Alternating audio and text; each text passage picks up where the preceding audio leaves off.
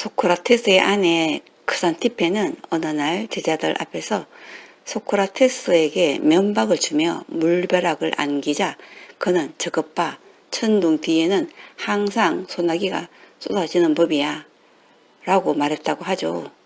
악체의 대명사로 알려진 소크라테스 아내가 결과적으로는 소크라테스가 철학자가 된 철학자로 만든 자가 바로 아내이기도 하답니다. 그러고 보면 사건이 아니라 사건을 대처하는 지혜가 돋보이는 것이라고 하겠습니다. 노자의 도덕경에서 보면 지족상락이란 말이 있는데 이는 만족할 줄 알아야 늘 즐겁다라는 뜻인데요. 이것은 현재에 만족을 해야 된다는 것입니다. 우리는 나에게 없는 것, 내가 가지지 못한 것을 생각하여 다른 사람과 비교하여 우울해질 때가 있죠. 그토록 원하던 것을 내 손에 넣는 순간 기쁨도 잠시 다른 사람의 손에 들린 것을 보며 그것이 더 좋아 보이는 어리석은 욕망, 그 욕망이 현재의 기쁨을 앗아갈 때도 있죠. 그토록 원했던 것을 가지고도 어리석게도 감사함이 아닌 다른 욕심을 부리며 살 때가 있죠. 알고 보면 욕심을 부릴 때, 비교하며 살 때, 이 또한 건강에서 나오는 것이랍니다.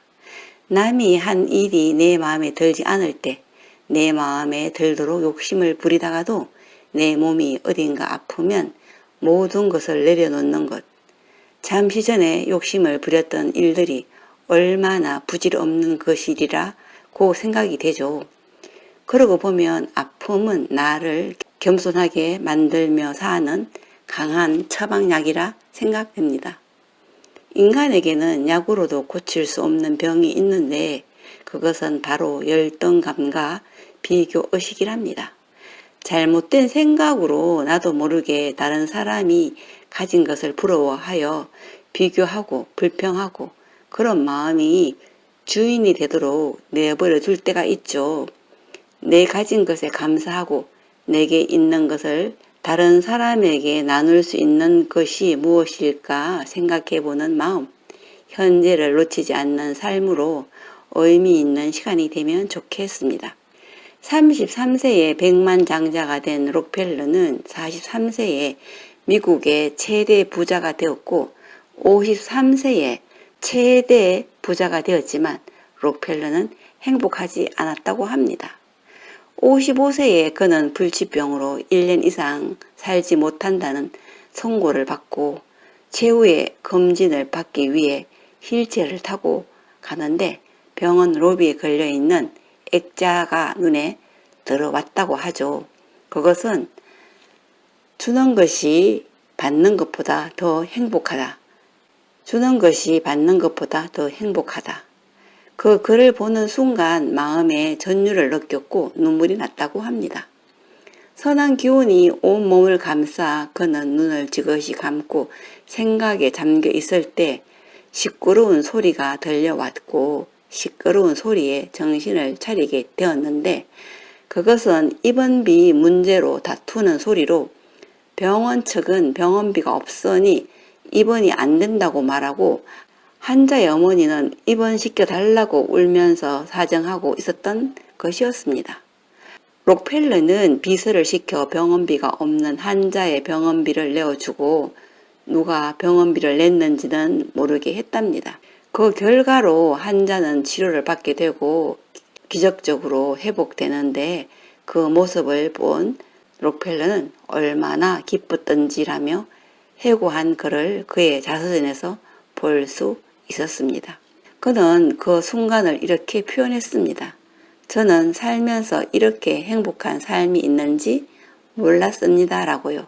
그 일을 겪은 후 그는 나눔의 삶을 살겠다며 다짐하고 베푸는 삶을 살게 되는데 신기하게도 죽음을 엄습한 그의 병마도 감쪽같이 사라졌다고 합니다. 이후 록펠러는 98세까지 살며 선한 일에 앞장섰고 힘을 썼습니다.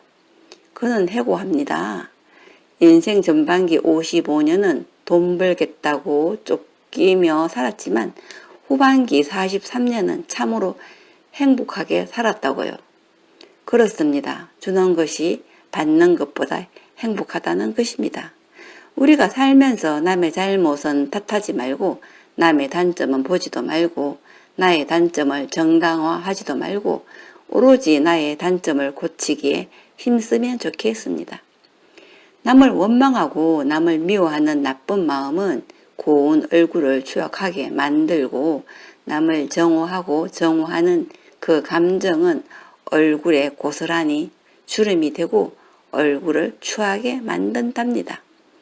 우리의 감정은 언제나 신체에 반사적으로 나타나게 되는데 사랑의 감정 또한 신체에 내재되어 있어 따뜻한 모습으로 나타나고 맥박도 규칙적으로 뛰어 보통 때보다 활기차게 움직인답니다. 마음의 괴로움은 육체의 고통보다 더 견디기 힘들 뿐만 아니라 마음의 목마름은 물을 마셨다고 해서 해결되지는 않죠. 마음이 선하여 선한 행동을 하면 모든 것이 다 좋아집니다. 내가 남을 원망하는 감정을 품고 있다면 나의 혈관은 매우 탁한 상태에 놓일 것이고 밥맛도 입맛도 잃어버릴 것입니다. 내 건강을 위해서 남을 오랫동안 원망하거나 미워하거나 하는 나쁜 감정에 머물러 있지는 말아야겠습니다. 다음 글은 최복현의 마음의 길동무라는 글인데요. 함께 하며 오늘의 영상을 마무리합니다.